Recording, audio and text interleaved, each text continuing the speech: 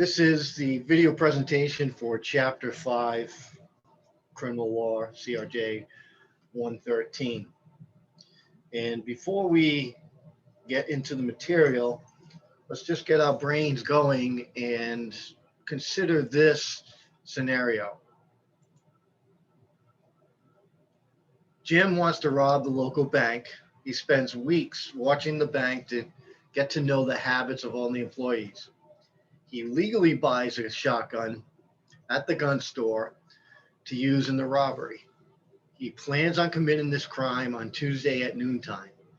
At 11:30 on Tuesday, he drives to the street that the bank is on and passes by the bank to see if any police are around. He doesn't see any police. He parks his car around the corner, grabs his shotgun, and walks towards the bank with the intent of robbing it. He's about 20 feet away from the bank when he notices a police car parked in the bank parking lot. Jim gets scared and decides to abandon his plan to rob the bank. Did Jim commit a crime? If so, at what point did it become a crime? So he did not commit the robbery. He did not go into the bank and rob the bank. But did he commit a crime other than robbing the bank? And that is what Chapter 5 focuses on, is what we call incomplete crimes. And the crimes for the incomplete crime is not the crime itself. It's the actual attempt at the crime that is the crime. And that will become clearer as we go through the material. They're also known as what we call inchoate crimes.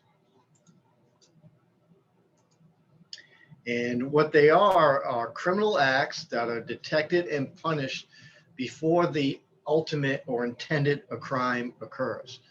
So in the scenario that we opened up with, the ultimate or the intended crime was a bank robbery. But we find what Jim did, at least as a society, we find what Jim did to be egregious enough that it should be punished. It should be a crime. Even though he didn't rob the bank, he did enough for us to want to criminalize what he did.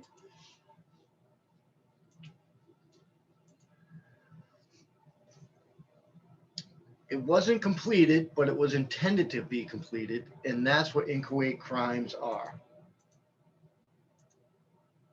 So although the intended crime was not completed, the person may still be criminally liable. We find what they did was enough to be a crime, just not the crime of what they wanted to ultimately complete. And there are three types of inchoate crimes that we are going to look at for this chapter.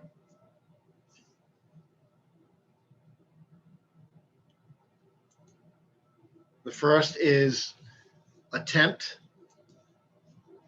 Then we'll get into conspiracy, and we will look at solicitation as well. So video question number 1 to answer on the Chapter 5 homework assignment. Video question 1 is, what are the 3 inchoate crimes? Attempt, conspiracy, and solicitation. So first, let's look at attempted crimes. The focus is on the actions prior to the commission of the intended crime. So in the example that we opened up with, we want to focus on what Jim did prior to committing the robbery. Even though he didn't commit the robbery, we want to look at what actions he took prior to that. And it must be determined at what point do the actions become criminal before the crime is completed. So at what point did we want to say enough is enough, Jim. You did enough. Your actions, the actions you did at this point are enough that we're going to make that a crime. Is thinking about a crime enough? No, it is not. Thinking about a crime is never enough. Never enough. However, preparing to commit a crime may be enough. And as we're going to learn, it's really jurisdiction dependent on how much preparation qualifies as the crime of attempt. And here, and this is in your book, figure 5.5, we have 6 stages of a crime. Conceiving an idea of committing a crime, that's stage 1. It's not a crime. Remember, ideas are not enough to be a crime. Stage 2 is evaluating the idea, whether or not you want to proceed or not. That's not enough to be a crime as well. Stage 3, you form the intent to go forward. So now we have the mens rea. You have the intent to commit this crime. But crime must also have an actus reus as well to go along with the mens rea. And at this point, we only have the mens rea, so it's still not a crime. And then stage 4 is preparing to commit a crime. Example, buying a gun. So we have an actus reus now. We have the actus reus of buying a gun. And if that actus reus is concurrent with the intent to rob the bank or the intent to commit that crime, now maybe that's enough to be a crime. Even though they haven't completed the ultimate goal of robbing the bank or whatever that ultimate crime is, but we think they've done enough that whatever they've done, we want to criminalize it. And in what we're talking about now is what we call the crime of attempt. So in the crime of attempt, the crime is not completed, but they did enough that they attempted to commit that crime. And that would be the crime. So the mens rea, what do we require? What must the person be thinking in order for there to be the mens rea for attempt? All attempted crimes are specific intent crimes.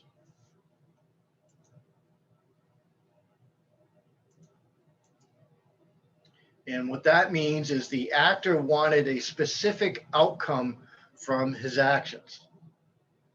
He didn't just do the actions, he wanted a result to come from those actions. And that is what differentiates specific intent from general intent. General intent is just the intent to do the act, where specific intent is the intent to do the act, but you want something specific to come out of that act. And with attempt, the specific intent is whatever act you're doing, you want to do that act so that the outcome, there'll be a specific outcome, and the specific outcome is committing that crime. So for an example, attempt in terms of robbing a bank, what Jim did, buying the gun, driving there, getting out of his car, walking up to the store, up to the bank, all those actions were done with the specific intent to rob the bank. And that was enough under any of the tests that we are going to learn when it comes to what qualifies as the actus reus. All of that was enough to meet the definition of attempt. So don't think of attempt of trying and failing. Attempt is doing enough to qualify as enough bad behavior that we want to criminalize. So the actor must act with the specific intent to commit the crime. So let's look at two easy examples here. Jim lights a match with the intent of burning the building. And let's compare it to this. Jim lights a match to light a cigarette. So we have two identical actus reus lighting a match. The actus reus for both of those examples is exactly the same. It's the act of lighting the match. So what separates these two? And it's the mens rea that is going along with that actus rea. And the mens rea in the first one was he lit the match with the intent to burn the building. And in the second one, he lit the match with the intent just to light the cigarette, not the intent to do a crime. So in example number two, the mens rea that went along with the actus reus of lighting the match was not a criminal intent. But the mens rea that went along with the same exact actus reus of lighting a match was the specific intent to burn the building. So when we look at the mens rea for attempt crimes, we want to look at what they were intending to do. What was the outcome in their actions? So that brings us to the actus reus of attempt. So let's go to the example of burning a building. If the actions, all the actions that we're going to see now, if they are all concurrent with the intent to burn the building, at what point do we say that's enough? That's going to be an attempt to burn the building. Is buying matches with the intent to burn a building, is that enough actus reus that we want to criminalize and make that the crime of attempted arson? Probably not. We're going to need more than just buying matches. How about driving towards the building? And these are all done. So you buy the matches, now you drive towards the building. Is that enough? Are these two together enough actus reus for attempt? Again, we're assuming that the mens rea is present for all while all these actus reus happen. The mens rea being wanting to burn the building, the specific intent of burning the building. How about when you get to the building, lighting the match? Are these three actus reus combined, is that enough to be attempted arson? And then how about lighting the match and leaning towards the building? I can tell you that all four of these together is going to be enough for attempt. That's easy. That will pass any of the tests that are in the book when it comes to which test you want to use for actus reus. But outside of using all four actus reus, at what point would these actus reus, two of them buying the matches and driving towards the building, or three of them buying the matches, driving there, and then lighting the match, Are those going to be enough actus reus for the attempt? And it's going to depend on the jurisdiction. Jurisdictions throughout the country use different tests. And in figure 5.2, you see 1, 2, 3, 4, 5, 6 different tests. 6 different tests that are used throughout the country to determine at what point does the actus reus complete the crime of attempt. And the one I want to focus on, the one that for our testing purposes, we're going to focus on it because I think it makes the most sense. And it's probably the more common one throughout this country, is the one I've highlighted, and that's the substantial step test. And that means that the perpetrator must have done something or omitted to do something. Remember, actus reus also failure to act when required. That constitutes a substantial step toward the commission of the substantive offense, meaning the crime that they wanted to commit. So have they done a substantial step towards the commission of that crime? And the MPC, the Model Penal Code, they use a substantial step test. And this is their definition. We just went over it. The actor must have done or admitted to do something that constitute a substantial step toward committing the offense. So examples: lying in wait, searching, or following the targeted victim. So if the perpetrator wants to rob somebody and they're lying in wait for that person, or they start looking for that person, or they follow that person, under the MPC, that's considered a substantial step that we now can charge that person criminally, not with robbery, but with the attempted robbery. Because this actus reus of lying in wait or searching or following that person was done with the mens rea to rob that person, the specific intent to rob that person.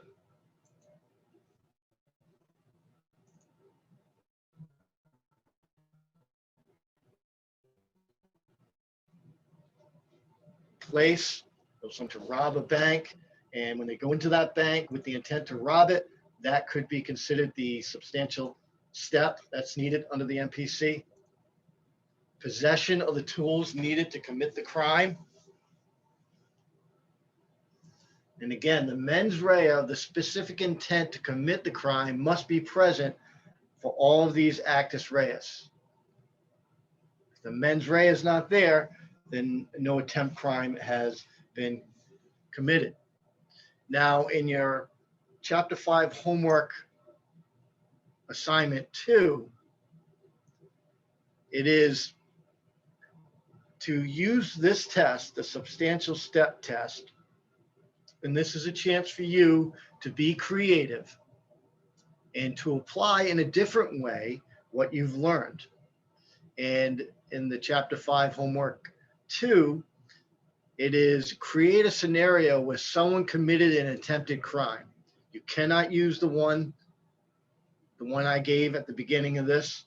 You cannot use arson because of lighting a match. You can't use examples that I've used. You must use your own brain and be creative and create a scenario where someone committed an attempted crime. Be as creative as you like. And then tell me at what point it became a crime using the substantial step test. Fully explain your answer. And this is posted on e-learning, and it's Chapter 5 homework assignment 2. So again, you are going to be the creator, and you're going to create a scenario where someone committed an attempted crime. It could be any attempted crime you want, And you have to tell me at what point was there enough actus reus to meet the substantial step test.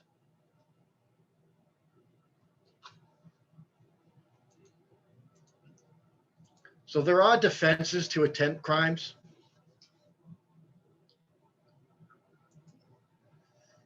So Jim has every intention of robbing a bank. He plans the robbery, buys a gun, and goes to the bank.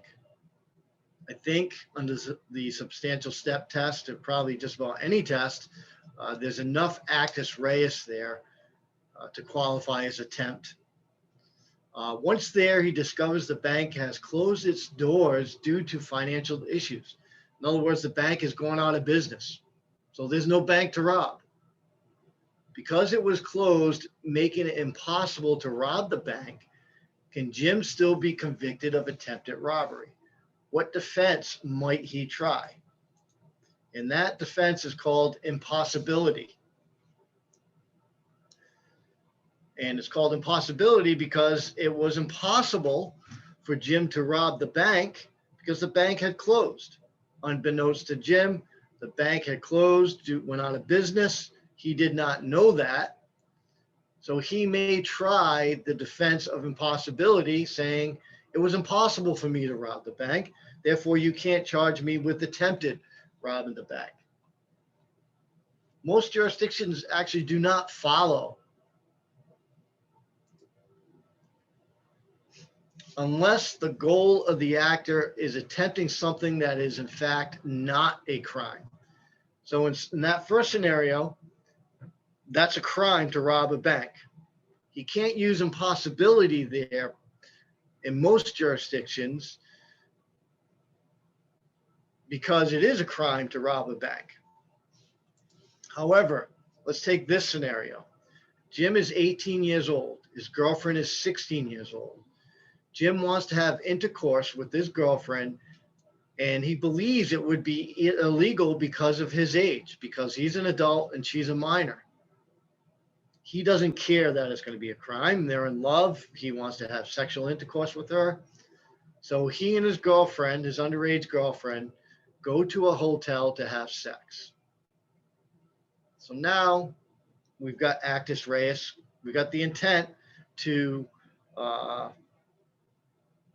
specific intent is to have sex with the underage girl. We've got the actus reus is that they drove to the hotel. But when they get there, Jim changes his mind and takes his girlfriend home.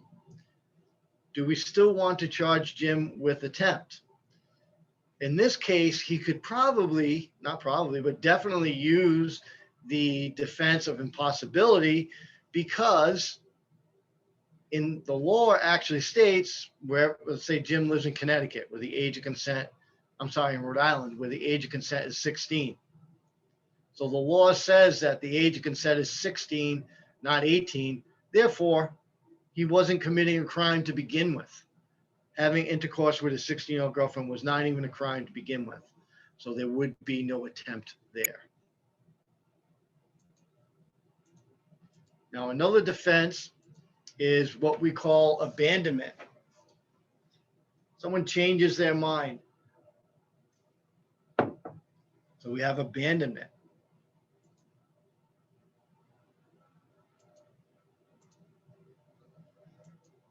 Under the MPC, it's called renunciation.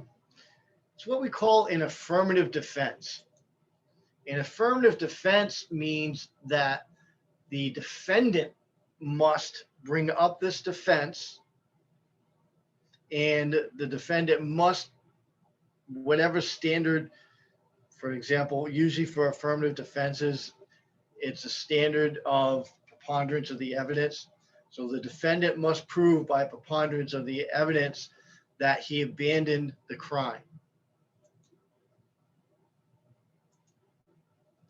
So when the abandonment or renunciation is when the defendant freely and voluntarily abandons a crime before it is completed or makes an effort to stop the crime. but it must be the actor's decision to abandon because of a sincere belief that it is wrong. It cannot be because the actor was unable to complete because of some outside force, like the police or a technical issue. So let's go back to what we opened up with Jim going to the bank. Jim decided last minute he had to change of heart not to rob the bank, but not because he thought it was wrong. He did it because he saw the police in the parking lot. So he would not be able to use abandonment as a defense. That defense would fail. However, if, as he's walking up to the bank, he changes his mind and says, I just think it's wrong. I don't want to do this. Now he can use the defense of abandonment to decide whether or not, he met the burden of an affirmative defense. So now video question number 2 is going to be based on this video. So let's watch this video. The Boynton Beach Police Department, a small building in a quiet South Florida town. So the video question is, the first part of it is the Boynton Beach Police Department. And you're going to put Dalia DiPolito as the answer. She is the girl who was arrested. But what came out of here could hardly have been any bigger or louder.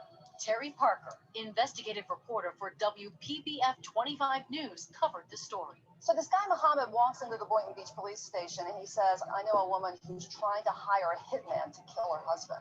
She has to find someone who can kill her husband for her. The man, Mohammed Shahadi, was recorded as he talked to detectives about his one-time lover, Dalia DiPolito. He tells police he's speaking out to save the man's life. Are you scared? So again, you're going to put Boynton Beach Police Department and Dalia DiPolito. And then there's going to be one more name that you're going to be putting. Yes, because she's really, dead serious on getting this done. It's quite a story, if true, because while he can describe Dalia, She's maybe 5'6", 5'7", dark black hair. She's a good-looking girl. Really good-looking girl, actually. he can't even tell cops her last name or her address. Well, at the time, we didn't know what to believe. We were kind of, weren't sure what we had. They had the reservations. They had to say, let's see some proof. To get proof, the cops make Muhammad a confidential informant. He arranges to meet Dalia at this gas station. Cops are staked out as their mystery woman arrives. And she actually stepped out of the car. We were surprised because she didn't look like the type. She didn't look like a killer, but Detective Alex Moreno says she's about to show her true colors. She gets into Muhammad's silver Lexus. While you can't quite see them on the hidden camera cops had installed, you can sure hear them talking about a hitman. This guy's a professional. It's not. Once she gets in the car and she meets up with the informant, we realized that this guy was credible. His mom is not going to be suspicious of you or anything. Why me? Telling somebody it, nobody's going to be able to point a finger at me. She's just talking about it like she's ordering lunch. Randy Schultz is a columnist for the Sun Sentinel newspaper. Think this is just so cold, not really acting like the typical newlywed, shall we say. Muhammad tells Dalia the hitman wants $1,200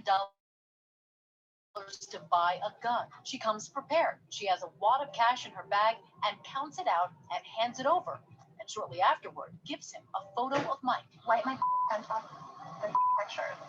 Really? You're going to give him somebody with fingerprints all over? And at that moment, the detectives realized, we got her. This is real. She just handed him $1,200 in a picture of the husband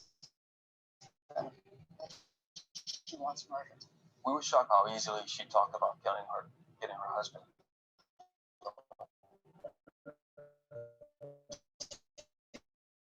2 days later, the talk turns to action in this parking lot. She's not there to pick up a prescription. So I can't be her. Police say Dalia thinks she is meeting an actual hitman in his cherry red convertible. All right, yeah. He makes his plan crystal clear. I'm gonna tell you, I'm gonna do it. I don't want to stop it. A burglary gone wrong that leaves Mike dead. Everybody works for daytime. Right. When he's at work, when he's not at work, then he gets to it. For the undercover detective, he really wants to nail Dahlia. Make sure he's got it on tape and on camera that she is really going to pay him to kill her husband. And he says, "Are you sure, Dahlia?" Between now and when it's done, not to have an option to change your mind, even if you change your mind. No, there's no, like, the plan already. I'm positive, like, 1,000% sure. There it is. The press would have a field day with this line. Listen again. She's 5,000% sure. I'm positive, like, 5,000% sure. No, when I plan to do something, I'm gonna do that. No, she wasn't just 100% sure. She was 5,000% sure that she wanted her husband killed. I was a little shocked because I didn't think she was going to be that open. Dahlia never backs off. I don't want No, I'm not gonna, I'm a lot tougher than what I look. I know you're like, oh, what a cute little girl, whatever. But I'm not. No, thank you, but I just need to make sure everything's gonna be taken care of. The not-so-cute little girl agrees to a plan. She will leave the house early Wednesday morning. I'll be in the house by 6:30 Wednesday morning. 6 o'clock. Sure enough, she's at this gym around 6 a.m. Wednesday, leaving Mike DiPolito home alone, in bed, still recovering from liposuction from 2 weeks before. At this point, the police have all the evidence they need. These are experienced officers. You know that you have enough. You have a case. Done. End of story. But not end of television show. Television show? That's right. Turns out a reality show has come to Boynton Beach. The video? Yep. And the timing couldn't be better. They'll be able to film the last part of the police investigation. Detectives, they were going to stage this fake crime scene. I hear a banging on the door. Sorry. Yes. Sergeant Sheriff. The TV show cameras are rolling with police wake up Mike. That's Officer Moreno at the door. Your wife has hired a person to kill you. Just relax. I think you need to take a deep breath. Better sit down. The guy was totally in shock that this was going on. I was very surprised. I was like, because then it hit me like, this is a mess. They drive him away and transform the street to make it appear they're really investigating Mike's murder. The TV show Cops, along with Boynton Beach police, have cameras rolling when a detective calls Dahlia at the gym. We're at your residence, ma'am. Can you come right back to your residence, please? She's back in a flash, and now watch carefully. You be the judge of what happens next. Is your husband Michael? Okay, I'm sorry to tell you, man. He's been killed. He's been killed, man. Try to calm down. We know the cops are acting. Sam, I just need a minute. What about Dahlia? I need to take this to station. Amidst all of that tremors and shaking of her body, there wasn't any real tears coming out of her eyes. The crying, the screaming, the bending over. Meryl Streep, wherever you are tonight, don't worry. You're safe. They hustled Dahlia off to this interrogation room for questioning. Another recorded moment. Are you sure that you don't know anybody who want to kill your husband? You wouldn't want to kill him, husband. Not at all. It's almost like something out of Law and Order. There's no more games with you and I. Now we're going to get down to serious business. I want to know if you know this guy. Come here. They bring in Officer Witty Jean, the supposed hitman from the car. Get over here. You know who this guy is? You've never seen him before. I've never seen him before. She just stared at him. She said she didn't know him. And then call it a resurrection. Oh my God. He's alive. Police have another surprise for Dahlia DiPolito. Yeah, please, come here. Like, come here. Sees her husband, and he's alive. The show Cops captures this moment as well. Come here, please, come here. Why not? I don't know anything. Like, come here, please. What? You're alive? I love that moment, and I'm sure a jury will too. You're going to jail today for solicitation of murder. You're under arrest. Did you hear what I just told you? You kept saying, I didn't do anything. Please, I didn't do anything. Was that all you could think of to say? They were accusing me of trying to have my husband killed, and I didn't. didn't do anything? What about the hitman? What about all those tapes? Dahlia's never answered questions about her version. How will you explain what we have all seen and heard on those videotapes? For the first time, she will.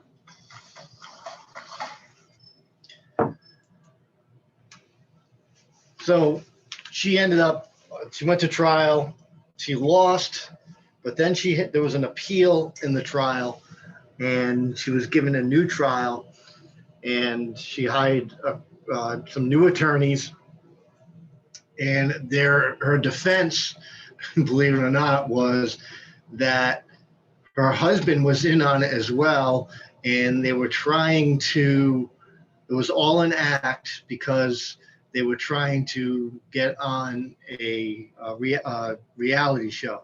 They wanted to have a reality show of their own, so they concocted this whole thing for cops. And, that's total BS, obviously. And she was found guilty at her second trial and is in jail now. And one of the lawyers that she hired the second time is a good friend of mine who I went to law school with, and his name is Greg Rosenfeld. So for video question number 2, these are the 3 answers that you're going to put down for that. Boynton Beach Police Department, Dahlia DiPolito, and Greg Rosenfeld. So what crime did she commit? That brings us to solicitation. The crime of solicitation. And what is solicitation? It's also known as incitement, and it's the act of seeking to persuade someone else to commit a crime with the intent that that crime be committed.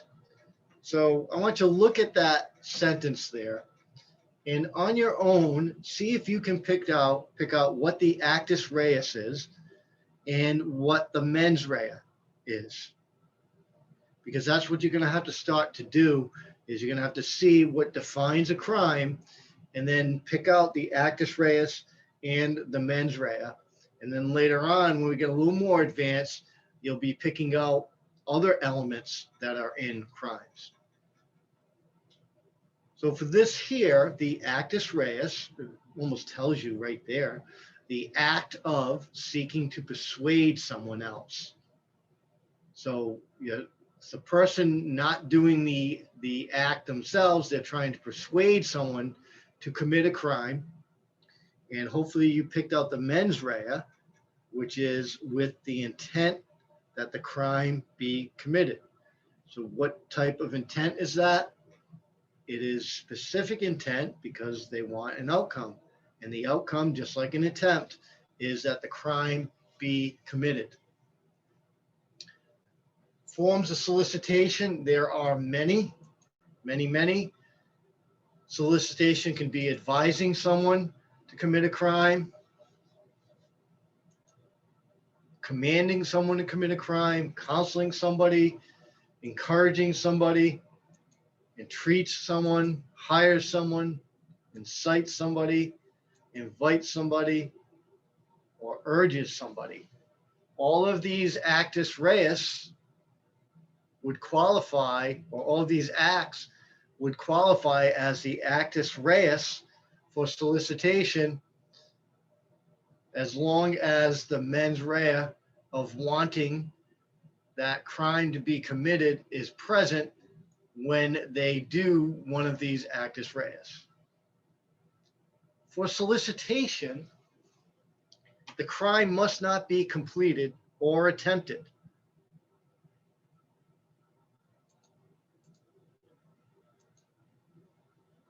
If the crime is completed, then the person is charged with that crime. They're not charged with solicitation.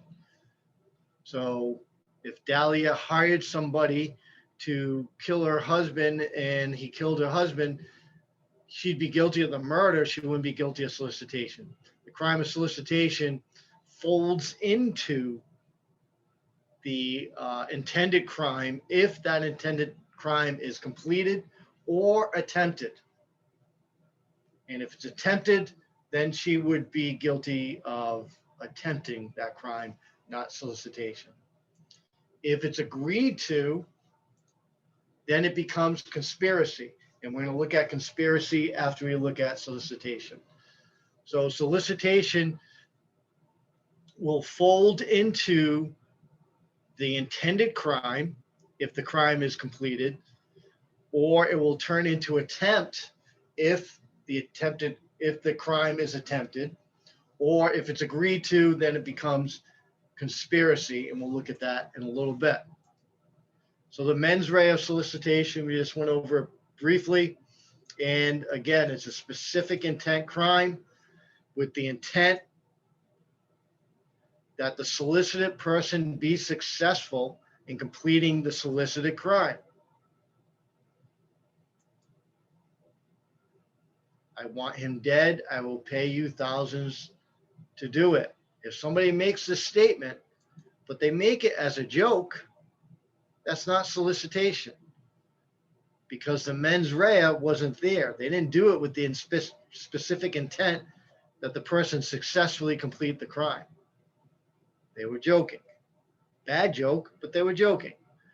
But these same exact words, these words could be solicitation, or could be part of the actus reus for solicitation if the mens rea was that they really wanted that person to be successful in completing that crime. So let's take a look at the actus reus. When the solicitor takes any action to urge another to commit a crime, it can be words or actions. And we went through a whole list of ways people can solicit. Again, it must be accompanied by the mens rea. The words of the actions are not enough. The mens rea, the specific intent of wanting that person to be successful in completing that crime, is the mens rea. So that is solicitation. And now let's take a look at this. Tom and Jerry are low on cash and try to think of ways to make money. Tom suggests that maybe they rob the local grocery store. They meet at Tom's house to discuss how they may do this. They both agree to rob the store, but they do not have any weapons. Tom legally buys a gun for the robbery 2 weeks before the planned date. So what crime is this? Now, you may think attempt. You may think that they took a substantial step with the intention to complete the crime, and that substantial step being buying the gun. I think an argument could be made either way, that that's enough. But there's another crime that I want to get into that really has to do with this word right here, agree. And it's what we call conspiracy. And conspiracy is an agreement between two or more people to commit an unlawful act. It's a partnership. So conspiracy can never be just one person. It has to be at least two people. And they must come to an agreement to commit the crime. In the mens rea of conspiracy, just like solicitation and attempt, it is a specific intent crime, but it's a two-tiered mens rea. First, they have to have the intent to agree. And then beyond that, they also have to have the specific intent that the crime be completed. So there's really two mens rea for conspiracy. The first is the general intent to agree, the act of agreeing. And then it's the specific intent that that crime be completed.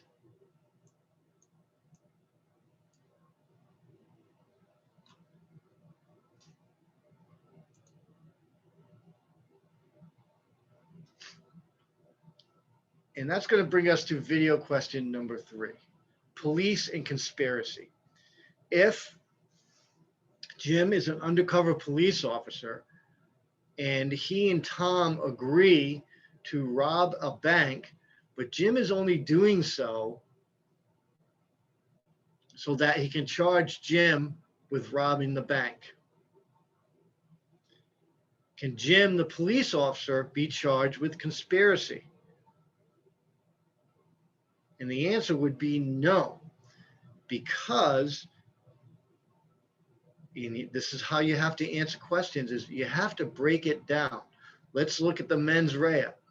Did Jim have the intent to come to an agreement? Yes, he did.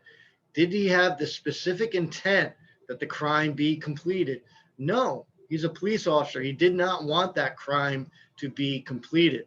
Therefore, he doesn't have the mens rea necessary for conspiracy, and that's why police cannot be charged with conspiracy when they're undercover. The answer isn't just because they're a police officer. That's an unacceptable answer. The answer is because police do not have the specific intent, mens rea, that the crime be completed. So the question is, why cannot police be charged with conspiracy when they're undercover? And the reason is because police do not have the specific intent that the crime be completed. So the actus reus of conspiracy, there are 2 acts. The first is the agreement. Agreeing is an act. So the agreement between 2 or more people, and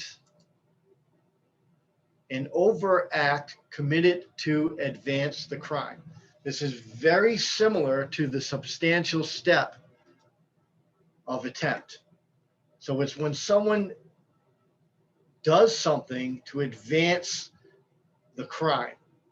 Example, buying the gun, driving by a location, obtaining plans to the building. It's a little less than the substantial step for attempt. It takes a little less to charge someone with conspiracy than it does for attempt. So as long as 2 people agree to it, and then one of them, it doesn't have to be both of them, just one of them does something, does an overt act to advance the crime, like buying a gun, then that would be the second actus reus would be met. Again, always with the proper mens rea.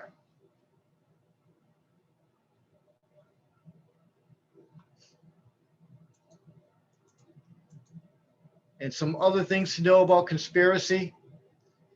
Unlike solicitation, you can still be charged with conspiracy even if the crime is completed. So if 2 people conspire to rob a bank and they rob the bank, they can both be charged with conspiracy and with robbing the bank. Every person in the agreement is criminally liable for the crime,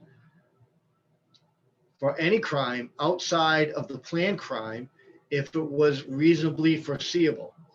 So if 3 people plan to rob a bank and someone gets shot during that bank robbery, those 3 people are guilty of conspiracy of the bank robbery, they're guilty of the bank robbery, and they will be guilty of the murder.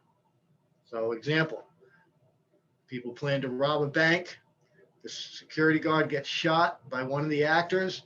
All actors are now liable for the murder of the security guard because it was reasonably foreseeable. It's a key word. Reasonably foreseeable that could happen. It must be reasonably foreseeable. And is it reasonably foreseeable that someone could get shot at a bank robbery? And the answer to that is obviously yes. It is reasonably foreseeable. So everybody involved would be on the hook for that murder as well. And even if, let's say, 3 people conspired to rob that bank. Tom's job was to drive to the bank. Jim's job was to go into the bank and hold it up at gunpoint. And Kevin's job was to buy the guns for the robbery. The day of the robbery, Kevin's at home watching TV. And Tom drives Jim to the bank. Jim goes in, shoots the security guard. Even though Tom is outside and not in the bank, he is on the hook for that murder of the security guard. Kevin, even though he's home, nowhere near the bank while it's being robbed, he is also on the hook for the robbery and for the murder of the guard because he was part of the conspiracy. Abandonment is another defense for conspiracy, but it's only a partial defense. And that means that if an actor abandons the conspiracy before the crime, they're still liable for the crime, but not liable for any subsequent crimes. So if out of the three, one of them has a change of heart and says, I don't want to go through with this, but the other two go through with it, the third person is still on the hook for that crime, for the robbery, but they wouldn't be on the hook for the murder of the security guard at that point because they abandoned the conspiracy. So it's only a partial defense, and it's a partial defense for the subsequent crimes, not for the conspiracy or the actual crime. So that is going to wrap up chapter 5. You have your video questions. There are 2 assignments for chapter 5. One is the questions. It's assignment number 1. It's a list of 23 questions that the answers can be found on this video and in the reading. And included in those 23 are the 3 video questions that we went over. And then the second assignment for chapter 5 is for you to create a scenario for the substantial step test for an attempted crime, and to be creative and not to use examples that I have used. So if you have any question on the material, please get a hold of me, and good luck.